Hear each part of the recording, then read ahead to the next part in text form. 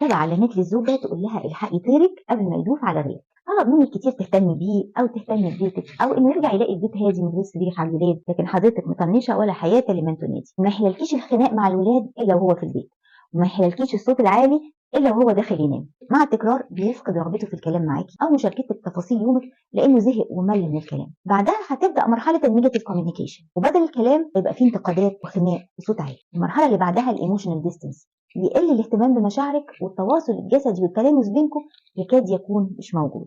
هيبدا يهمل في مظهره والهايجين بتاعه، وهيبدا كمان يهمل في مسؤولياته ويقضي وقت فراغه بره البيت. ولو خرجتوا مع بعض لازم يبقى في حد معاكم، ما يحبش يخرج معاكي لوحده. اخر حاجه الصمت الرهيب، ولا سلام ولا كلام ولا تفاعل، والرد على قد السؤال، وهو بتلاقيه خرج ولم يعد. اول ما تحسي ببدايه التغيير ابدأي تواصلي معاه بهدوء واعملي له حاجتين. اول حاجه فاليديشن، ابدأي تكلمي معاه كلمات مجامله لطيفه، امدحي صفاته الحلوه عشان يفتح لك ودانه. تاني حاجه اديله التقدير اللي يستحق لجهده وتعبه وقد ايه هو مهم في حياتكم، وربنا ما يحرمكوش منه ولا من دخلته عليكم. ده هيخلي الدنيا هاديه بينكم. شوفوا المعوقات وحطوا حلول سوا من غير لا لوم ولا هجوم. الخلاصه ان انتوا الاثنين لازم يكون هدفكم الاول احنا جايين نريح بعض. فانت كمان اتقي الله في زوجك ومسؤولياتك. بيتك الهادي المرتب ولمساتك الرقيقه البسيطه اللي بتخلي بيتك زي الجنه، خليه مشتاق يرجع لك بعد يوم تعب طويل، مسؤوليتك انت.